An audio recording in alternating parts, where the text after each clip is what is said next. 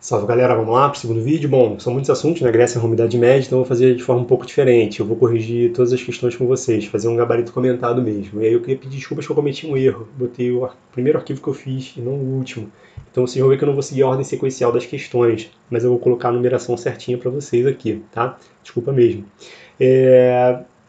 Bom, a divisão dos capítulos no vídeo vão seguir também a dos assuntos, vocês vão ver que a Grécia vai ficar um pouquinho maior, e eu vou deixar um fórum aberto no Moodle. Lembrando que na semana passada, além das questões, eu coloquei para vocês um arquivo com a cronologia dos 3 períodos e também um link para vocês pesquisarem, né, para vocês poderem preencher uma tabela e estudarem os três assuntos.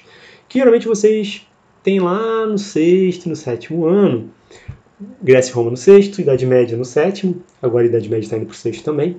E que no ensino médio a gente retoma, principalmente a Idade Média na primeira série do médio, mas é muito mais difícil da gente falar, até por conta do tempo e da quantidade de conteúdo que a gente tem. E aí, no caso de Grécia e Roma, geralmente a gente trabalha quando vai trabalhar outros assuntos. Né? Crise do Império Romano, a gente trabalha quando vai falar de Idade Média, Grécia quando a gente fala de democracia e escravidão no Brasil. Então, a gente não necessariamente aborda de forma mais profunda esses 2 períodos da história. De qualquer maneira, quando o Zé e eu nós fizemos aquele levantamento das questões do Enem, de 2012 a 2019, nós vimos que tinham muitas questões de Grécia, Roma e Idade Média, em todas as edições delas, pelo menos um desses assuntos estava lá, e isso excluindo aquelas questões que nós víamos e falávamos, não, isso aqui é mais da filosofia propriamente, né? Não de história e de historiografia. Então vale muito a pena a gente fazer essa revisão, mas vai ser uma revisão um pouco mais rápida, né? Com relação à Grécia, o que mais se cobra é a democracia grega e a criação de leis por escrito. Caem, claro, os filósofos, mas a gente não vai entrar nessa seara aqui. Eu coloquei a cronologia, vocês podem ver, um período muito mais amplo do que o da democracia ateniense. Mas é mais para vocês relembrarem o assunto, fazerem um panorama um pouco mais completo, né? Então tem desde a civilização creto-micênica até o surgimento das cidades-estado e caminhando para as primeiras normativas até a democracia ateniense. A gente não colocou as invasões macedônicas, mas é mais por uma questão de tempo para vocês mesmo. A gente parou ali em Esparta e Atenas, nas guerras, né? Enfim, a gente parou naquele momento ali. Bom, inicialmente é importante lembrar o conceito de cidade-estado, quer dizer, aquela estrutura de poder que surgia geralmente no entorno de um centro urbano, com controle de um território amplo. No caso da Grécia, as cidades-estado elas eram autônomas, elas tinham suas próprias leis, moedas, divindades, alguns elementos que as conectavam, mas elas eram livres, né? E também diversos modelos políticos, diversos regimes, então podiam ser monarquias, oligarquias, tiranias, no caso de Atenas, democracia. Mas mesmo a democracia ateniense não surgiu da noite para o dia. Ela foi um processo histórico muito longo, com muita tensão, muitos conflitos entre a aristocracia e aqueles cidadãos que reivindicavam uma maior participação e mais direitos. Então a tensão lá entre a aristocracia ateniense, que detinha o monopólio da força, que detinha o controle político da polis, e os comerciantes, artesãos, camponeses que reivindicavam uma participação, ela vai aumentar com o passar do tempo, quanto mais Atenas também ganhava espaço e projeção no comércio marítimo do Mediterrâneo. Né? Então, quanto mais Atenas prosperava, mais esses grupos também reivindicavam concessões políticas para a aristocracia. E isso vai se dar mais ou menos ali no século VII, no século VI a.C. E é nesse momento também que vão surgir as primeiras respostas legais, ou para aumentar a poluição, ou para garantir mais direitos para esses cidadãos que reivindicavam, para esses novos atores que reivindicavam uma participação política. E a gente sempre fala das leis de Drácon, por exemplo, lá por volta de 620, no século VII. Né, a gente fala muito da rigidez, da brutalidade, das penalidades. Mas a gente tem o desdobramento do legislador, né, de Solon, de 594, no século VI, que cai bastante, que não vai acabar com o controle da aristocracia, mas que vai mudar o panorama, né, legislando a favor dos cidadãos menos favorecidos. Né? Então, o Solon, por exemplo, ele vai cancelar as dívidas dos cidadãos mais pobres, ele vai acabar com o sistema de escravidão por endividamento, ele vai conferir mais poder para a Assembleia Popular, né, dos cidadãos, a Eclésia, ele vai vincular os direitos políticos dos magistrados à fortuna, né, vai ser censitário e não só da questão ligada à família. Então ele vai diminuir um pouco o poder da aristocracia, ainda que ele não acabe por completo com ela. Então aquela tensão ela vai gerando códigos legais, e principalmente códigos legais por escrito. Então vai ser uma preocupação, no caso de Solon isso ainda maior, né, de códigos, né, de leis que vão priorizar mais a isonomia, a igualdade entre os cidadãos, e no caso de Solon, menos a punição. Né? Mas, de qualquer maneira, a lei por escrito, não só a lei falada, oral, ela vai ter uma importância muito grande para garantir para o cidadão aqueles direitos, né? Para os cidadãos, aqueles direitos que eles estavam reivindicando, e aquilo vai estar por escrito. As leis, ainda vão ter as leis divinas, né? Mas as leis humanas, as leis feitas pelos homens, elas podiam ser mudadas e elas eram alvos de uma disputa daqueles cidadãos, né? A democracia ateniense propriamente só vai se consolidar no século VI, com Clístenes, né, que vai ser um estadista de origem aristocrática, mas que de fato vai ser aquele que mais vai combater os privilégios daquele grupo de poder de Atenas. Né? Ele vai dividir Atenas em demos, que vão ser as unidades administrativas, que de alguma forma vão questionar o poder das tribos, né? Não vai necessariamente acabar com as tribos, mas vai diminuir o poder daquelas tribos, e a partir do demos você tinha a escolha dos membros da eclésia, da Assembleia Popular dos Cidadãos, então, que vai aumentar a quantidade de participantes. Então, de fato, com Clístenes você tem a consolidação da democracia ateniense, uma maior participação política. E o auge do desenvolvimento da democracia vai se dar com Péricles, já no século V, quando ele chega ao poder em 469. A consolidação do poder da democracia ateniense ela vai estar caminhando junto também com as invasões persas e também com a liderança que Atenas vai ter naquele processo de expulsão dos persas. Né? Então, Atenas acaba virando um modelo, tem certa hegemonia na Grécia Antiga, nesse período que vai ser o período clássico. Não vai ser o único modelo, mas vai ter uma projeção, uma liderança muito forte, a democracia ateniense. Depois você vai ter lá os conflitos com Esparta e aí a invasão de Filipe II, mas isso é uma outra história. Então o que geralmente cai é esse processo de construção da democracia ateniense, de liderança de Atenas, e também os limites da democracia, né? Geralmente o que cai é, de fato, a democracia ateniense, mas também os limites. Só era porque era uma cidadania que era direta, mas que não era para todos. A maior parte da população de Atenas não exercia um direito político. Né?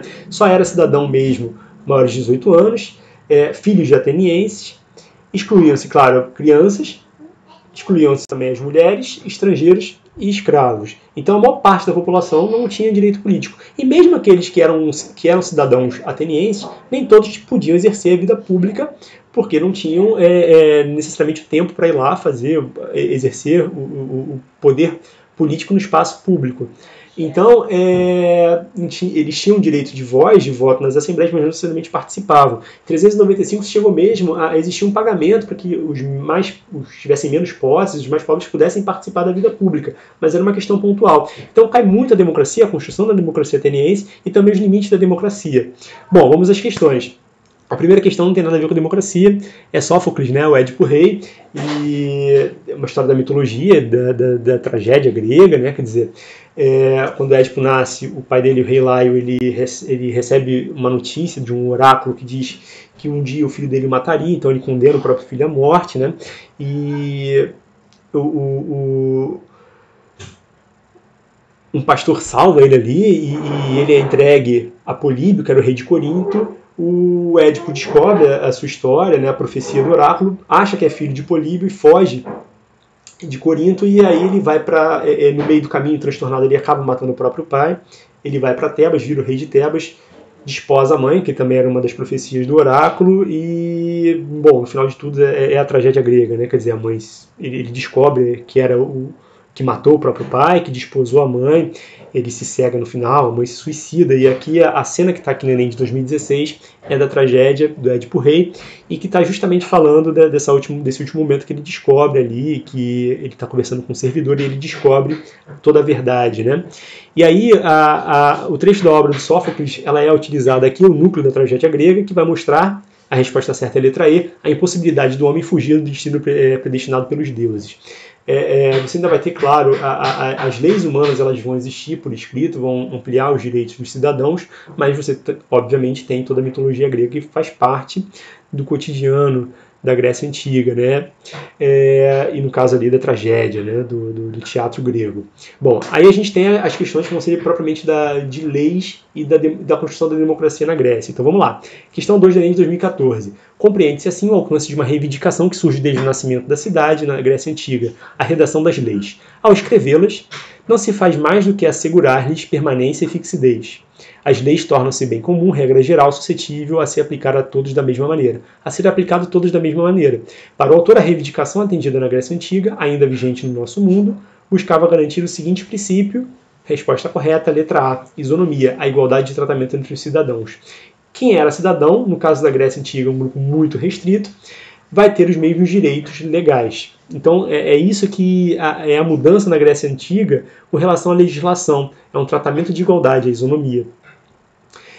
Questão 3 do Enem de 2014. Tem 2 textos. Olhamos o homem alheio às atividades públicas não como alguém que cuida apenas dos seus próprios interesses, mas como um inútil. Nós, cidadãos atenienses, decidimos as questões públicas por nós mesmos, na crença de que não é o debate que é empecilho à ação, e sim o fato de não estar esclarecido pelo debate antes de chegar à hora da ação. É a participação política. Texto 2. Um cidadão integral pode ser definido nada menos que pelo direito de administrar justiça e exercer funções públicas. Algumas destas, todavia, são limitadas quanto ao tempo do exercício, o tempo de exercício do magistrado, de tal modo que não podem, de alguma forma, ser exercidas 2 vezes pela mesma pessoa. Então aqui está falando do limite do tempo da pessoa exercer a função pública. Comparando os textos 1 e 2, a cidadania era definida pela, letra C, participação política. Não era prestígio social, não era o acúmulo da riqueza, não eram os mais ricos, eram aqueles que podiam participar, que eram cidadão, aqueles que eram cidadãos, no caso atenienses da questão especificamente. Não era o local de nascimento, não era o parentesco, não era a tribo, era a participação política e o direito de exercer a cidadania. Questão 4 do Enem de 2015. O que implica o sistema da polis, cidade-estado, é uma extraordinária preeminência da palavra sobre todos os outros instrumentos de poder. É o debate político. A palavra constitui o debate contraditório, a discussão, a argumentação, a polêmica. Torna-se a regra do jogo intelectual, assim como o jogo político. Na configuração política da democracia grega, em especial ateniense, a ágora, que era o espaço onde se tinha o debate público, tinha por função, letra C, construir o lugar onde o corpo de cidadãos se reunia para deliberar sobre as questões da comunidade. Quem era cidadão tinha voz e direito a voto. Olha como é que as questões são quase todas sobre o mesmo assunto, né? E aí, sabendo um pouquinho mais, vocês conseguem interpretar as questões. Questão 7, Enem de 2019. Quando se trata de competência nas construções e nas artes, os atenienses acreditavam que poucos sejam capazes de dar conselhos. Quando, ao contrário, se trata de uma deliberação política, toleram que qualquer um fale de outro modo, não existiria a cidade. De acordo com o texto lá do Humberto Bobbio, a atuação política dos cidadãos atenienses na Antiguidade Clássica tinha como característica fundamental a participação direta nos fóruns decisórios. Então olha como é que é também a participação política, no caso aqui uma democracia direta não representativa, né? Até pela quantidade de pessoas que de fato podiam exercer o direito de cidadania. E mesmo quando a gente está trabalhando com Roma, a gente também geralmente se faz uma ponte com a legislação de Grécia. Então vamos lá. Durante a realeza, aí a gente está falando de Roma, e nos primeiros anos republicanos, as leis eram transmitidas oralmente de uma geração para outra. A ausência de uma legislação escrita permitia aos patrícios manipular a justiça conforme seus interesses. Em 451, porém, os plebeus conseguiram eleger uma comissão de 10 pessoas, os decêmviros, para escrever as leis. 2 deles viajaram a Atenas, na Grécia, para estudar a legislação de Solon. E aí a influência da Grécia em Roma, né, na República Romana. Em 462 vai surgir a lei das 12 tábuas, que vai ter influência ateniense para a consolidação da legislação romana. Isso cai bastante. Bom, a superação da tradição jurídica oral no mundo antigo, no caso aqui de Roma, descrita no texto, esteve relacionada à extensão da cidadania aos homens livres. Sempre lembrando que é uma cidadania restrita aos homens livres. Mais uma sobre a lei das 12 tábuas. Aqui no caso você tem uma comparação. Solon, Grécia, e também o texto 2, que é da lei das 12 tábuas de Roma. Solon é o primeiro nome grego que nos vem à mente, quando terra e dívida são mencionadas juntas. Logo depois, em 600 a.C., ele foi designado legislador em Atenas com poderes sem precedentes, porque a exigência de redistribuição de terra e o cancelamento das dívidas não podiam continuar bloqueados pela oligarquia dos proprietários de terra por meio da força ou de pequenas concessões. Então o Finning está falando da importância da legislação de Solon para tentar diminuir a tensão entre a aristocracia e demais cidadãos atenienses. O texto 2. A Lei das 12 Tábuas de Roma se tornou um dos textos fundamentais do direito romano, uma das principais heranças romanas que chegaram até nós. A publicação dessas leis, por volta de 450 a.C., foi importante, pois o conhecimento das regras do jogo, da vida de sociedade, é um instrumento favorável ao homem comum e potencialmente limitador da hegemonia e do arbítrio dos poderosos. O ponto de convergência entre as realidades sociopolíticas indicadas no texto consiste na ideia de que a criação de normas coletivas diminui as desigualdades de tratamento. É a isonomia da outra questão que a gente falou lá atrás. Então, vê como é que os textos eles vão caminhando para o mesmo sentido. Tanto quando a gente fala de Roma como de Grécia. Novamente, outra questão, Enem de 2016. A Lei das 12 Tábuas, de meados do século V a.C., de Roma, fixou por escrito um velho direito costumeiro. No relativo às dívidas não pagas, o código permitia, em última análise, matar o devedor ou vendê-lo como escravo do outro lado do Tibre, isto é, fora do território de Roma. Então, não necessariamente aqui numa lei igualitária, mas é um texto legal por escrito.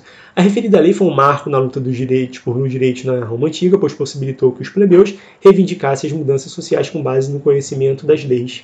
Ter a lei por escrito impede um controle das oligarquias, da aristocracia.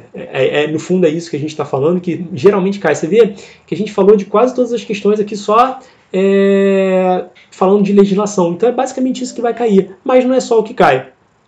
Bom, Roma foi uma sociedade escravista, marcada por muita desigualdade social. A cidadania não foi plena e nunca foi uma democracia como no caso da ateniense. E, bom, a história de Roma ela é dividida lá em monarquia, república e império. No período republicano, que é quando você tem também lá consolidação ainda maior do direito romano, você tem também um processo de expansão que vai se consolidar no período imperial, né? E esse caráter imperial, desígnio imperialista de Roma, ele também cai. Cai menos, mas também cai. Então tem lá uma questão do Enem de 2016. Pois quem seria tão inútil ou indolente a ponto de não desejar saber como e sob que espécies de constituição os romanos conseguiram, em menos de 53 anos, submeter quase todo mundo habitado ao seu governo exclusivo, fato nunca antes ocorrido? Ou, em outras palavras, quem seria tão apaixonadamente devotado a outros espetáculos ou estudos a ponto de considerar qualquer outro objetivo mais importante que a aquisição deste conhecimento? A gente está falando aqui da rápida expansão e controle de Roma na construção do império, domínio sobre outros povos, que depois vai virar o Império Romano. A experiência que se refere ao historiador Políbio, nesse texto escrito no século II a.C., é a concretização do desígnio imperialista. Então ele está defendendo o domínio de Roma sobre outros povos e a rapidez com que Roma consegue fazer isso. Não um historiador contemporâneo, então, claro, ali está defendendo essa expansão. Então cai também o desígnio imperialista da mesma forma que caiu no Enem de 2012, mas cai muito pouco, né? Eles apresentam um mosaico de 300 depois de Cristo, que foi encontrado na região da Judéia, ali próximo do Estado de Israel, do domínio do Oriente Próximo por Roma, e aí vai lá, nela encontram-se elementos que representam uma característica política dos romanos no período, indicada em expansionismo e diversidade de territórios conquistados. Então você tem vários animais, diversos territórios, que mostra o poder de Roma, né? Então, Roma também cai com relação à questão do domínio, né? Ali da transição de república para império, mas o que mais cai é de fato a legislação, né? E quando cai mais a legislação, cai mais Grécia do que Roma, mas cai também a comparação, como a gente mostrou ali na Lei das 12 Tábuas, né? Bom, o que a gente tem percebido ali no levantamento que a gente fez é que de 2018 para cá tem caído um pouco mais cristianismo. E aí, por isso que lá na cronologia que eu coloquei para vocês, eu também fiz um enfoque também na questão da Judéia, mas especificamente do cristianismo no Império Romano e fazendo a transição para a Idade Média, né? Com a diminuição das guerras no período imperial, os imperadores passaram a ter mais dificuldade no Império Romano de manter os funcionários e o exército, e, bom, eles aumentam o controle sobre os povos dominados e o que vai gerar revoltas populares. eles vão perdendo um pouco de controle, e é por isso que você tem algumas divisões administrativas, e aquela mais famosa que a gente trabalha com vocês lá na formação acadêmica de vocês, de 395, da divisão do Império Romano do Ocidente, divisão do Império Romano do Oriente. Mas uma questão importante que a gente também trabalha da crise do Império Romano é que dentro dessas revoltas você tem também as revoltas religiosas, no caso do monoteísmo, né? E do surgimento do cristianismo dentro do Império Romano, que era aquela religião que era perseguida pelo Império, né? Que vai ser tolerada no Edito de Milão, 313 d.C., e que depois vira a própria religião oficial do Império, em 380 d.C. Mesmo com o fim do Império Romano, com as invasões lá dos povos germânicos ao Império Romano, o cristianismo foi uma religião que ganhou muito espaço na Europa, né? E tudo isso se dá não só pela estrutura que já existia de ser uma religião oficial do Império Romano, mas também pela conversão dos antigos reis bárbaros, reis germânicos, ao cristianismo, que é característico da Idade Média, né? Tanto da Alta Idade Média e depois da Baixa Idade Média. E aí o melhor exemplo para entender essa situação da presença do cristianismo na Europa é o batismo do rei Clovis, né? O primeiro rei dos merovingios, dos francos. Depois, os vínculos que vão ser fortalecidos com Pipino Breve, que é o início da dinastia carolíngia, também dos francos, e do sucessor do Pipino Breve, né? O Carlos Magno, filho dele, que vai dar continuidade a essa aliança com a Igreja Católica e que vai ser coroado imperador do Ocidente pelo Papa Leão III. Né? Então, o Carlos Magno ele consolida um grande império carolíngio e, bom, a extensão do seu domínio na Europa também vai ser a consolidação da Igreja Católica na Europa medieval. Depois do Império Carolíngio, o Carlos Magno é quem começa o processo da relação da prática de vassalagem, né? Dos benefícios, feudos, outros benefícios que eram doados pelo rei aos vassalos em troca do auxílio administrativo e militar que eles tinham que dar para o rei, né? E que com o fim do Império Carolíngio, com a fragmentação dos territórios na Baixa Idade Média, vai ser aquilo que a gente conhece e estuda como feudalismo. Isso raramente cai, mas tem caído bastante cristianismo nos últimos anos. Então, por exemplo, a gente colocou a questão 14, em 2018. A existência em Jerusalém de um hospital voltado para o alojamento e cuidado dos peregrinos, assim como aqueles que entre eles que estavam cansados ou doentes, fortaleceu ela entre a obra de assistência e de caridade e a Terra Santa, Jerusalém.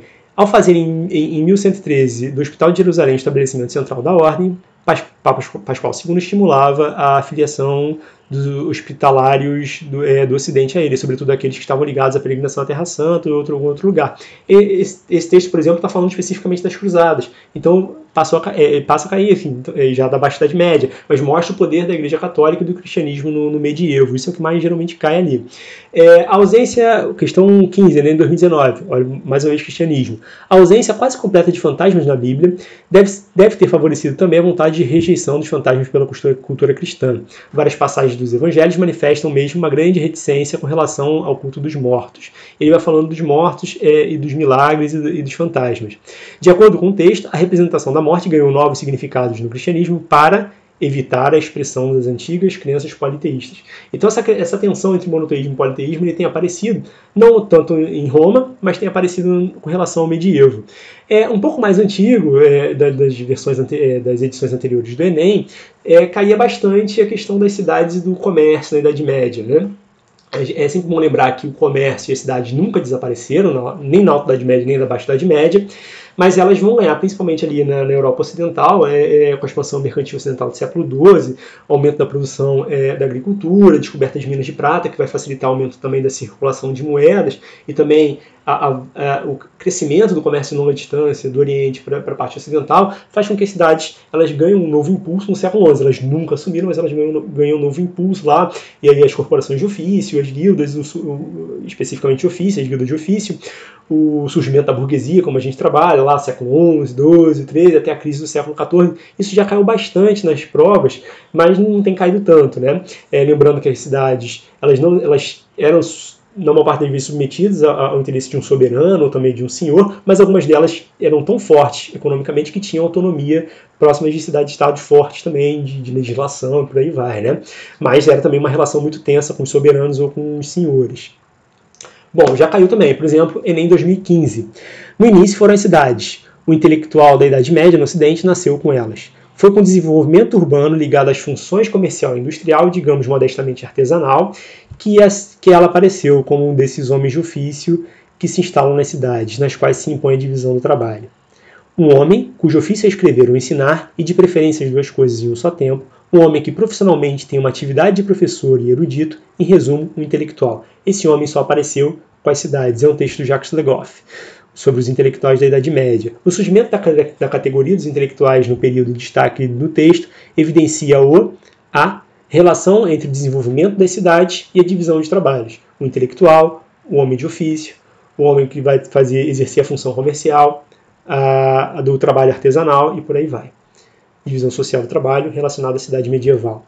Questão 13, Enem 2017. Mas era sobretudo a lã que os compradores vindos da Flandres ou da Itália procuravam por toda parte. Para satisfazê-los, as raças foram melhoradas através do aumento progressivo das suas dimensões. Esse crescimento prosseguiu durante todo o século XIII, e as abadias da Ordem de Cister, onde eram utilizados métodos mais racionais de criação de gado, desempenharam certamente um papel determinante nesse aperfeiçoamento. Jorge Gibi, sobre economia rural e vida no campo no Ocidente medieval.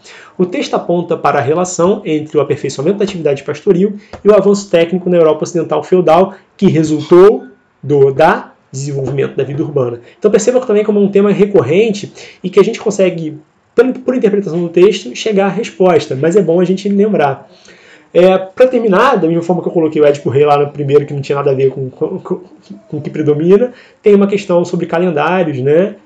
Um calendário medieval do Enem de 2015, que mostra ali a produção agrícola. Né? Com base na análise do calendário, apreende-se uma concepção de tempo, no medievo, natural, expressa pelo trabalho realizado de acordo com as estações do ano. Galera, falei bastante, a gente resolveu as questões. Vou dividi-las por capítulos, foi uma forma diferente da gente fazer a nossa videoaula de hoje. Espero que vocês gostem também dessa forma. Mandem e-mail para dizer como é que vocês estão conseguindo, não estão conseguindo, o que pode melhorar, o que não pode melhorar, o que a gente pode aperfeiçoar. Beleza?